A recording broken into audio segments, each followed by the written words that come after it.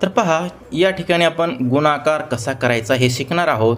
या ठिकाणी गुणाकार आहे 478 गुणिले 8. तर सगळ्यात महत्त्वाची गोष्ट की या ठिकाणी आपल्याला 8चा पाढा म्हणायचा आहे. बघा, तर म्हणूया आपण 8चा पाढा अगोदर 8 पर्यंत म्हणायचा असतो.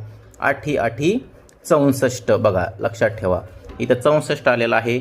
मग काय करायचं, याच्यातला जो उजव्या हाताचा अंक आहे तो खाली लिहायचा आहे 4, आणि जे 6 आहे ते हातचे आलेले आहेत, तर ते त्याच्या शेजाऱ्याच्या डोक्यावर लिहायचे 6.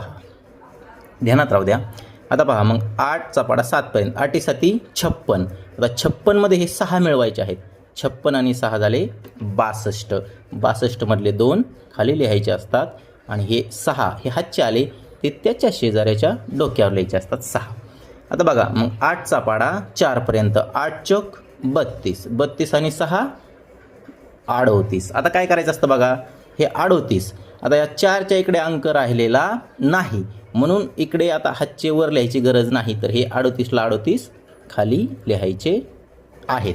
तर पहा, 478 गुणिले 8 याचं उत्तर आलेलं आहे 3824. व्हिडिओ जर आवडला असेल तर लाईक करा. असेच व्हिडिओ पाहण्यासाठी चॅनलला सबस्क्राईब करा, आणि हा व्हिडिओ जास्तीत जास्त शेअर करा. धन्यवाद.